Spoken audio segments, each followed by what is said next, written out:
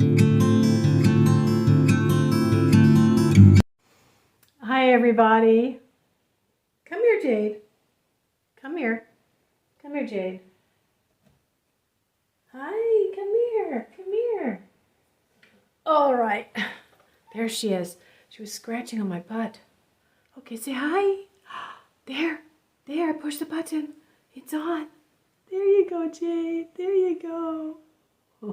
Okay? Okay. Hi everybody. Sabrina here. Welcome back. Welcome to my channel. If you are new here, welcome. If you are returning, thank you very much. If you are part of the Casting Cauldron crew, hello Casting Cauldron crew. That's the new name I have given to my tribe, my subscribers. Now, a little disclaimer, two things going on here. Number one, I'm transitioning back to gray. So we're all just going to have to deal with it for a while. My hair is up, and Jade, oh, come here, honey. Want me to get you a chair? Okay, all right, hold on.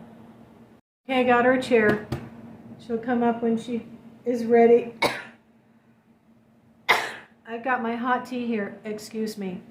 I'm recovering from, I don't know what. There she is, very bad cold. So, excuse my raspy voice. I have some hot tea here. I may have to get up to go and make some more. So those are the two main things that we have to suffer through for the next couple of months. I did go the other day for a self-care day. I got myself a manicure. It was the worst service I've ever had. My regular place was closed for their annual vacation. The place I went to used to be $20 for a pedicure or for a manicure. Now it's $25. She used a file so big that she was filing my skin because my nails go over. And I'm like, oh, my skin, my skin. And she didn't seem to speak much English at all. And then there was no hand massage. You know, she finished that and I had two rough edges. I said, you don't give a hand massage? She's like, oh, not usually. I'm like, okay, because the place up the street gives a nice hand massage. Oh, okay. So she squirted a little lotion and rubbed it on my hands. Then told me to go wash my hands. I washed my hands, and I had to tell her, you have to file more here and here. Remember I told you I broke a nail here, and over here the edges are very sharp from being cut. Oh, okay. So from there, you know, she was responsive. And then I had thick coats of a base coat. Their dryer didn't work very well because I sat once and stopped and she said, again. So I sat again. And I went to get my card out to pay her and I got nicked. And I thought, that didn't happen when I finished drying at the other place. What's going on? You know, I could go to the beauty school and suffer this. They never dry your nails at the beauty school. So then I was going to go get a pedicure, but once again I looked at this is a chit chat first. Once again I looked at my income and expenses and I saw I have too much month at the end of the money. Timing is everything. My neighbors are coming home. I'll talk about that in a minute. They come in and out, and they run up the stairs. Timing is everything.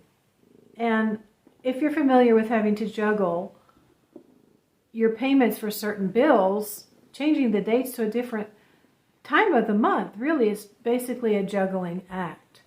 And this can go on for many years, especially when you have children. And you're having to divide your money up into 3 or 4 parts.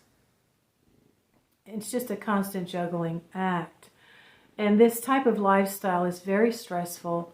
There are millions of people living in poverty, paycheck to paycheck, you know, trying to figure out where to get enough money to pay the next bill that's coming due.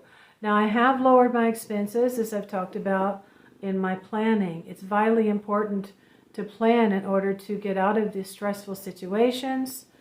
And I now have a phone bill that's just $15 a month. So far, everything is working just fine. My Target app, for some reason, is not giving me the finger touch sensor option, and I have to get my user password and type that in to access it when I go to Target. So far, that's the only minor inconvenience, the only bugaboo.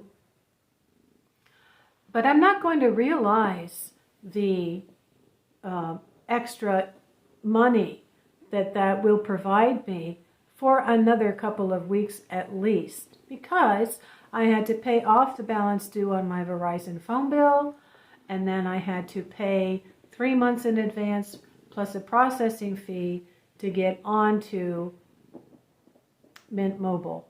But I did it because I am going to realize more savings in the form of having some extra money at the end of the month within the next couple of weeks. Now, there is another silver lining. The school district has decided to put us on a rapid pay card, which means you can get paid at the end of your work week, and that is what they're doing. You know, there's some places like DoorDash I can work for a few hours in my shift. The money will be there in about 30 seconds or so, and then I could go and buy whatever it is I need to buy. Thank goodness for that. But I've also had to deal with the fact that I've only been getting paid once a month. So I wasn't feeling that great. I went over to the main building to finish signing up for this. And I was having some trouble. I had been signed up for Friday. I couldn't make it. I was sick. So my supervisor said, I signed you up for Monday. But when I went in on Monday at 9, she said, the receptionist there said, no, we don't have one at 9, it's at 1. I'm like, okay, I don't remember the email saying that. But I got to sit at a table in front of a laptop or work on my phone, and then they sent someone from payroll to help me. And my supervisor walked in and said, well, over the weekend you received another email that told you how you have to opt in to that getting paid with a rapid card once a week. And she said it like, you want to go for that once a week? And I'm like, what's the problem, you know? There's no fee. There's no interest on anything. There's no annual fee. You can use it to shop, or you can transfer your money to your bank. And I looked at her and I said, yeah, I need it. Like, you can obviously afford to wait 30 days to get paid, you know. You're married. Oh, come on. People think it's not easier, but it is. I'm telling you. If I had somebody in here, my bills would be cut in half, virtually 50% off. You know, and I thought, well, when I get my Social Security, that's going to be like having a roommate. You know, I'll have a second income. But even with that one coming in the middle of the month, I couldn't figure out, you know, what's going on. Well, then I go to Target and I see my $3.89 eggs are now $5.49. And a few other things have gone up higher too. Coffee's gone up, but it's not really reflecting in the prices. It was pretty much the same. Meat has gone up. A few other things that we really need, you know, have once again gone up. So I thank you for taking the time to watch this video. I hope that I can give you more insight into how to understand your own makeup and work with the phases of nature, the moon, the cycles, the seasons, and all of that. And so I'll be talking about the dark moon. The first thing, though, was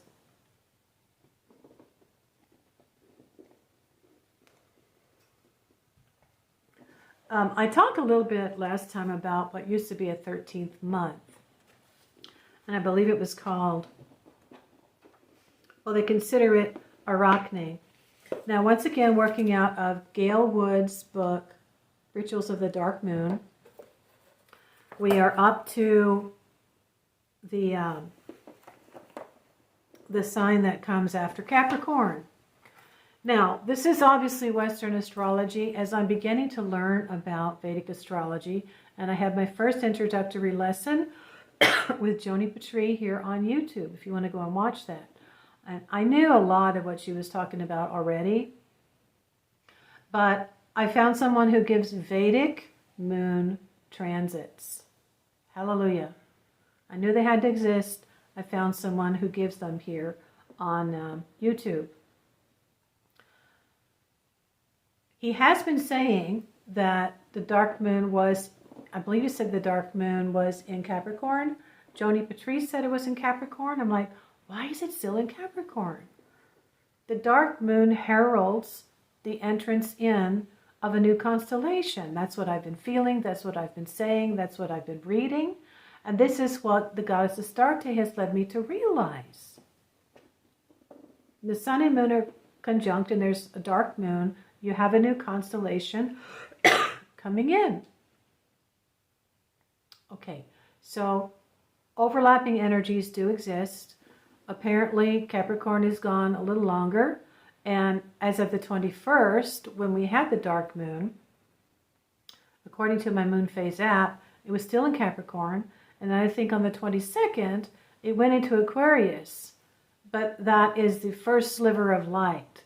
Now, the same as with the full moon, the energies can start 1 to 3 days before and linger 1 to 3 days after. So I am going to consider this still a dark moon phase heralding in the entrance of Aquarius. And this is the Vedic astrology. So yeah, there's that overlapping energy. It wasn't exactly 100% dark. It was still in Capricorn at that time. Excuse me. So here in the back we have, she mentions the action of the dark crone. And this is before her talking about the 13th month called the dark weaver. Now the action of the dark crone has to do with getting older. For women, we are called the crone. For men, I guess they're called the wise arts. I'm not sure. It's basically her talking about the wisdom we gain.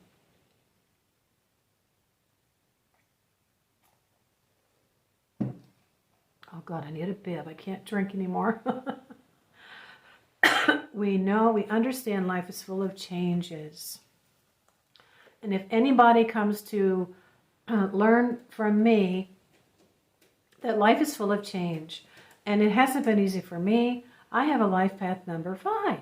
And I've had to learn that the only thing that is constant in life is change. I'm feeling the need to move again. I'm getting antsy. I'll talk about that a little later. But now she talks about the dark weaver. And this, I might have talked a little bit about last time, could have to do with the overlapping energy here, where whatever 13th month was, we don't have it anymore. The dark weaver takes the lessons of the maiden, the mother, and the crone, puts them together in a pattern. Even though the crone has the long view of life, love, and death, the weaver goes beyond transformation into creating patterns of magic and mystery. She takes the synergy of the maiden, the mystery of the mother, and the action of the crone, and weaves it all together into a pattern that is unseen by the maiden, the mother, and the crone, because they are either in the midst of it or they are too close to it. The weaver weaves the dark, weaves the light, weaves death and life together to create, transform, and make new patterns and paths. Isn't it interesting that I have been led to return to doing crochet and using my fingers, finger weaving. I'm still doing it. I'm doing hats and scarves, and I've made a TikTok to show those. And if you want to see that, it's called Lux Weaver Store on TikTok. Weaver goes beyond ego and desire, into connection. The weaver moves all of the so-called bad qualities and the so-called good qualities into a pattern that flows with the universe and with the divine that is ultimately love. The weaver encompasses it all, and while we may be able to see individual threads, we may stand back to see the whole. So this is what the web represents, and when I started drawing it on my face, it was for my benefit as well as for others, that I had always had a fear of spiders, not major, and the webs I wasn't crazy about. And I began to wonder, why is that such an important symbol? You see it a lot in witchcraft. And I thought, okay, Silver Raven Wolf had said it's about the interconnectedness of all things. And this is what the crone does. She understands that. So without going any further into that, you can read it for yourself in this book, Dark Moon in Arachne. And I haven't even read it yet. I was looking at other things today. The Dark Moon path goes into the darkest of the dark, Arachne. Arachne is unexplored territory, and we are pioneers. The 13th sign of the zodiac was no fearsome than it was written out of the one that is in the common usage in the modern world. Where did the idea of Arachne come from?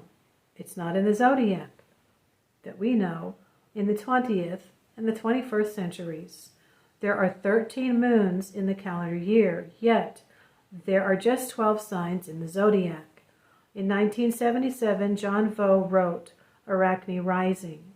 Search for the 13th sign of the zodiac. In the book, he gives a short history of the development of zodiacs. I haven't read it all yet. I might talk about it more later. But obviously, they probably thought it was easier just to deal with the 12.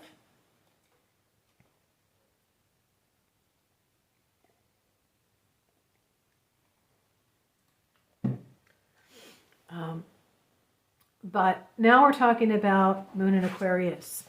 If you have been following me for a while, then you know I talk about signs and attributes of astrological, zodiacal signs and energies. And so you may already be familiar with the attributes of Aquarius. I'm really not that familiar with the attributes of Aquarius. But what I have learned is that it has to do with technology. It has to do with humanity. This is humanitarianism. And this is where you'll find a more tolerance of other people's ideas and religious beliefs.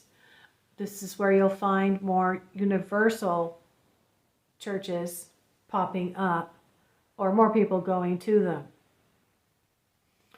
I believe, like I've said before, this is the beginning of the fall of religions.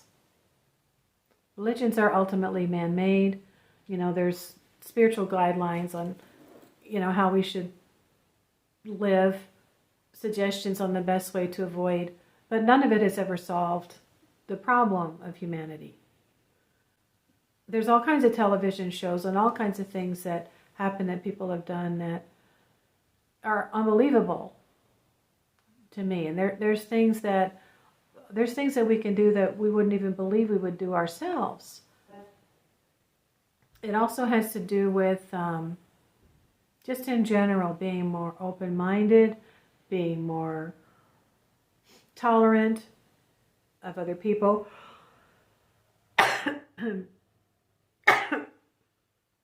Different cultures, different ways of thinking and believing.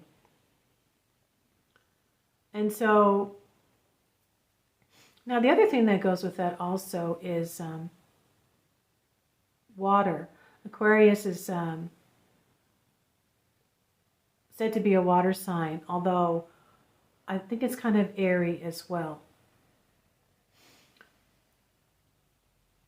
Now, the technological part of it can leave us feeling less attached to our emotions, even though it's a water sign. So, I mean, we're seeing more and more AI being developed. We're seeing changes in the way we live and the way we work with technology and even live with technology. We can have useful robots in our home that are more advanced than the iRobot vacuum, helping us with daily chores, daily cleaning. Far more advanced than the vacuum, which is what was said to liberate women in the beginning. So then we have more time to cultivate our intellect. And this also has to do with Aquarius and the mind, really. And if you remember the song, This is the Dawning of the Age of Aquarius, a bunch of hippies were singing it. It's about free thinking. And so if you see any billboards that say freethinkers.org, things of that nature, being in control of yourself, being having the right to own your own self, your own body. These are issues already coming up. Some say we haven't entered the age of Aquarius yet, and then I've read some things online that say we have.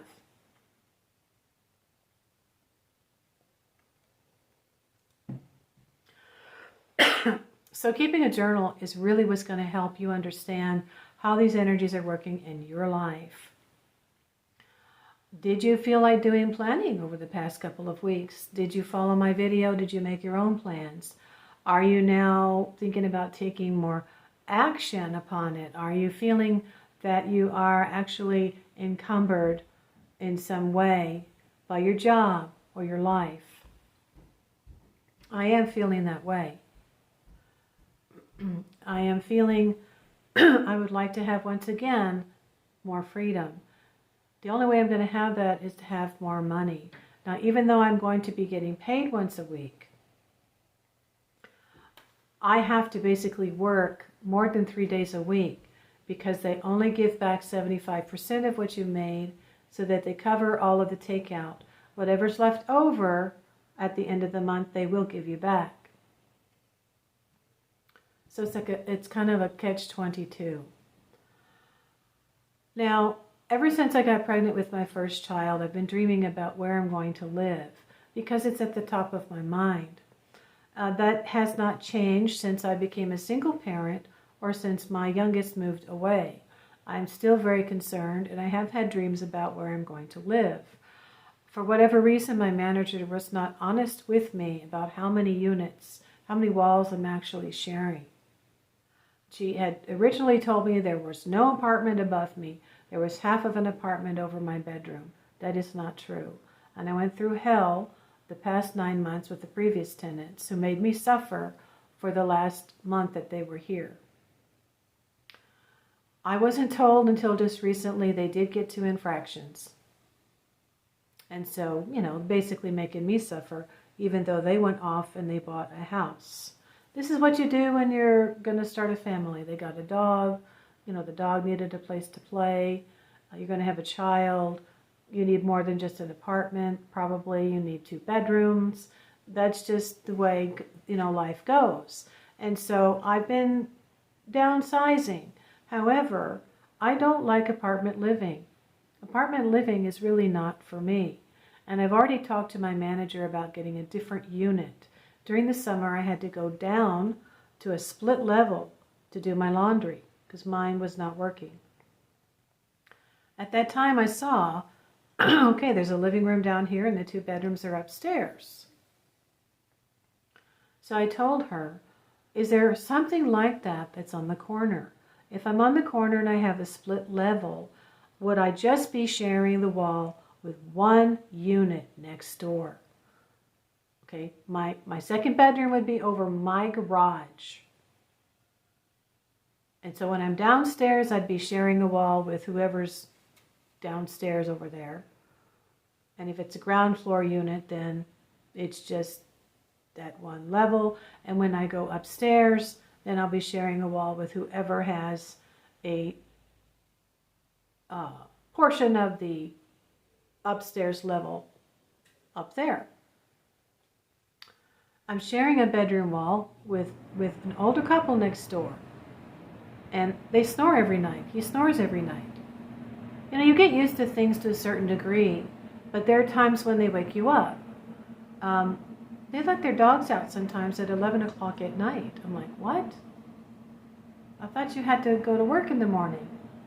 And then his alarm would go off at 3:45 in the morning. So I finally said something about it, and it was him to go to work.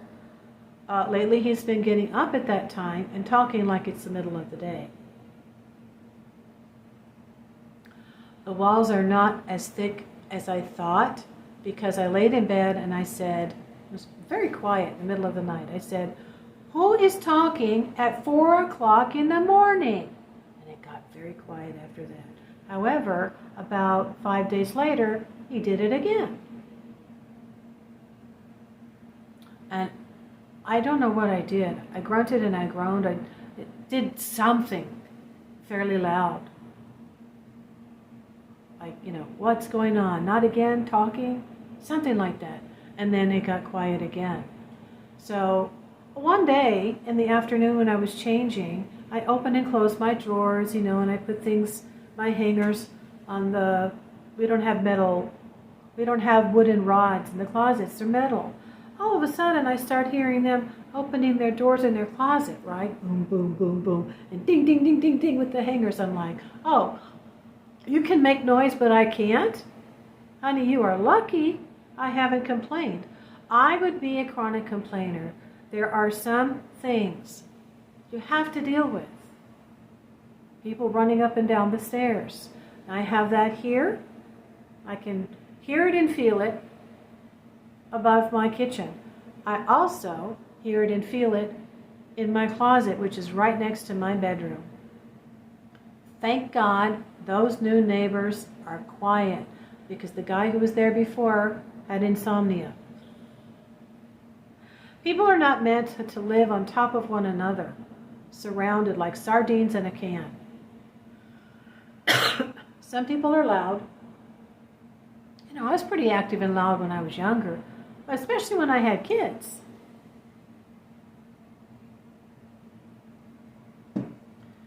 So I'm getting antsy. I felt a gnosis in the morning that I might be here for another 2 years. It doesn't necessarily mean I'll be in this unit, because I've talked to her a second time now about getting a 2-bedroom.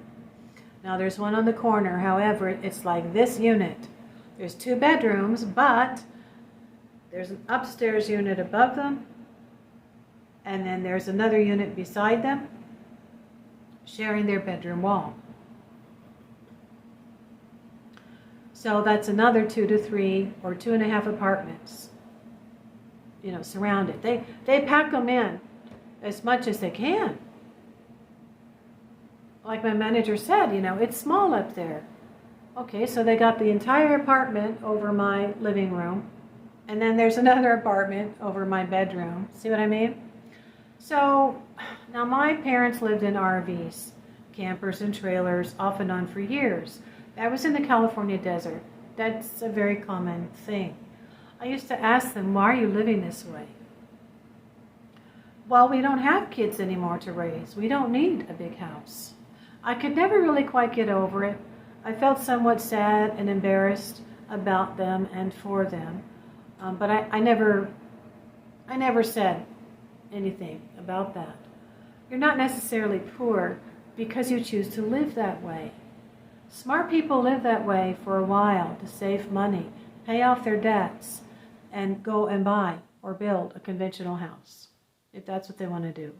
Or go and buy a brand new mobile home, something like that. Buy a piece of land, you know, build something on that. I'm not accustomed to not owning the home that I live in. Once I married, my husband and I got out of an apartment. We bought a mobile home. We knew what our mortgage was going to be every month. And we sometimes had problems with the neighbors, that's true, but we weren't sharing the walls. And then we moved to another mobile home park, And again, we had some issues with neighbors. Actually, we had more issues with neighbors over there, right by the school. So, but that was the longest I had been in one place, 10 years. And then something happened and I had to look for another place for us to move our mobile home. So we moved it to a park that was just right, like surrounding the elementary school that my children were going to. So that was a huge relief for me. I didn't have to deal with traffic taking them to school in the morning. And, you know, they had a stable environment while they were growing up. But the house was starting to fall apart. We were having more and more issues with it on a regular basis. So I did do some magics at that time. I was growing and I was able to bring in some really nice things into that mobile home, which made life a little bit more bearable. But I ultimately decided to walk away from it. Since that time, I've only lived about a year or two in certain places. When I bought my mobile home after I got my inheritance, closer to my daughter's high school, by that time she was in high school, I paid cash for it, and it was very, very similar to the mobile home we had, but it was newer and it was nicer. I owned that outright, but I still couldn't keep up with the maintenance, and I didn't own the land, but we were required to maintain it. Now that doesn't necessarily hold true for every place that you go to live, but this one did. And so it was just a constant struggle of having to keep up with everything. Or you get a note on the door, or they would, you know, mow your lawn or threaten to mow your dandelions and charge you for it. And so I became completely overwhelmed. There was no way for me at that time to keep it. I was there for 5 years. So life path number 5, okay? Now, I've recently dreamed that my manager showed me a place that was more secluded and more private. And it was on a corner. And I went in, and I didn't see a split level, but it seemed more secluded, more private, and more quiet. But then there was 3 bedrooms. And when I went into the dining area, she had like a contract. And she said, well, maybe you can rent the 3rd bedroom out. I don't know what that's about, because right now I'm only interested in getting a unit on the corner where I just have one tenant that I'm sharing a wall with. You know, if I've got one tenant who's either talking loud or running around all night or, you know, barking dog, she will take care of it.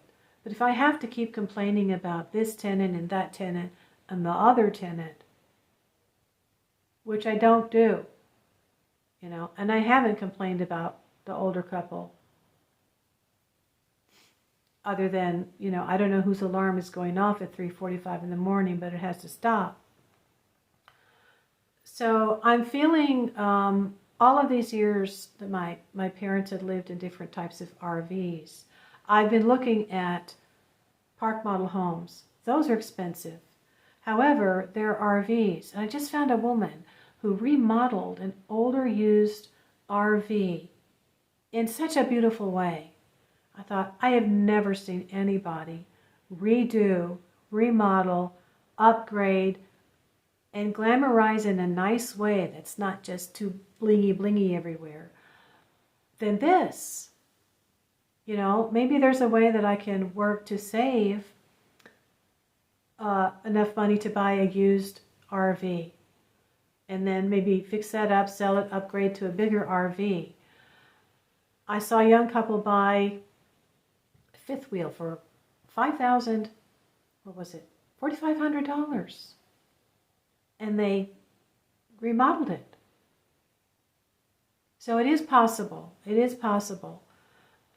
So, and it could take a couple of years for me to get to that point. In the meantime, I may just figure out a way to get myself into a different unit over here. Now, if I can stay in this building that adds up to a 1 and get another unit that adds up to a 1, like a 10 or an 18. I believe the units go all the way up to 18. I'm not sure. I got to go outside and take a walk.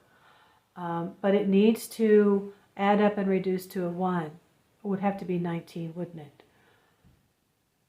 wherever it ends up being, it's probably just going to be temporary anyway. Because if I find an RV, if I'm able to invest and save, I could pull the RV into the garage, start working on it in the garage, and then move to Florida. What? Well, after I sold my mobile home, I had been receiving gnosis, a lot of gnosis. I was crying a lot, and I got myself into a studio apartment within a matter of a few days. You can do stuff when you have money. And I went to Cancun. While I was gone, I didn't know somebody had come up there and literally shot through the wall in the hallway to the apartment where her boyfriend was to try to kill him.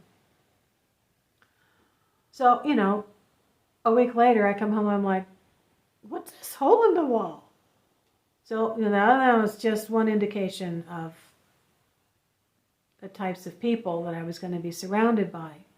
This didn't happen when I was growing up, but for some reason the generations that have come after me are just more distracted and more erratic. So the following week, after coming back from my vacation, I'm laying in bed, I'm waking up early in the morning, I'm going to be getting ready to go to the Aveda salon to have color completely removed from my hair. I was just going to go white. And I received the word clear water. And I looked it up and I saw there was a city in Florida called Clearwater. So then I did the numerology to see what kind of energy there would be in that area for me if I went there. Now that has a temperate climate. I've been over the snow for a long, long time. My daughter has moved far, far away. She told me that the winters here were bothering her a lot more than I ever realized. She has no intention of ever coming back at any time, especially not in winter. So, life can be full of these different feelings where it's time for us to get out of this place. This was a place for me to come and get away from the insane asylum and relax, right, and have some respite for a little while. The first few months it was very quiet up above here. Then I heard a party, which surprised me. I'm like, why am I hearing that over there? And so I thought, okay, I can hear some snoring, and the guy up above me walks around all night till midnight. And I did have to complain about the piano playing at 11 o'clock at night. But then all of a sudden, a young couple moved in up there. And so this past 9 months, I've had some rude awakenings, right? My rent that didn't go up just $15. It went up $80. So, I'm dealing with like $100 more to be surrounded by 3 couples at apartments that I'm sharing walls with. I feel like it's just too much money to be paying for me to have to deal with all of this. So getting into an RV to start with and saving more money, it's scary because I feel like, I moved into the studio apartment to save money and all hell broke loose. You get what you pay for. Okay, so am I going to be moving into a hobo RV park? All these things going through my head was going to happen. Not necessarily. I have to put everything as temporary. And the goal is to continue to work and figure out ways to produce an income away from, outside of the work that I have been doing. I might have to continue doing it for another 9 months. But I have a chance now to work 4 days a week and make bank. With me getting paid every single week and working on growing my Etsy stores and even a Shopify store, I can develop the skills that I'll need by learning how to market and stay on top of ordering, maybe get somebody to help me with that, I don't know. Or just get myself into a unit where I'm not surrounded by 3 tenants, right? Just one. And she said I wouldn't have to reapply.